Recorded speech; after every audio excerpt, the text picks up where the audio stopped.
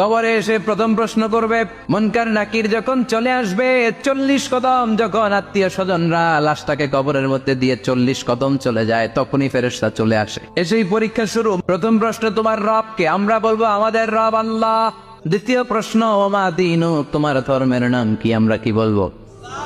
তৃতীয় প্রশ্ন, বিশ্বনবীর চেহারা দেখিয়ে বলা হবে, এই লোকটারে চিনো নাকি?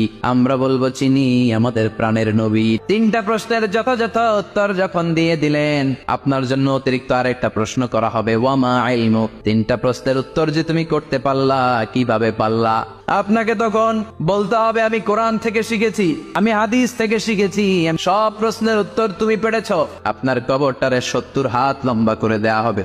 ওয়ায়ুফতাহু লাহু বাবুন ইলাল জান্নাহ, আপনার কবর থেকে জান্নাতের দিকে দরজা খুলে দেয়া হবে। ওয়ায়ুলবাসু মিন লিবাসি আহলিল জান্নাহ, জান্নাতের 2টা রেশমি কাপড়ের পোশাক এনে আপনারে পরিয়ে দেয়া হবে। আর বলা হবে, নাম কানাউমিল আরুস, ঘুমাও। তোমাকে লম্বা সময় পাড়ে দিতে হবে, ঘুমাও। কানাউমিল আরুস, বাসর রাতে যেমনি বর কনেকে নিয়ে মধুর ঘুম দেয়, তুমিও ঘুমাও, কেউ তোমার ঘুম ভাঙবে না। কিয়ামতের জন্য ইসরাফিলের সিংহায় যে ফুৎকার আছে, ওই ফুৎকার ছাড়া কোনো কিছুই তোমার ঘুম ভাঙাতে পারবে না।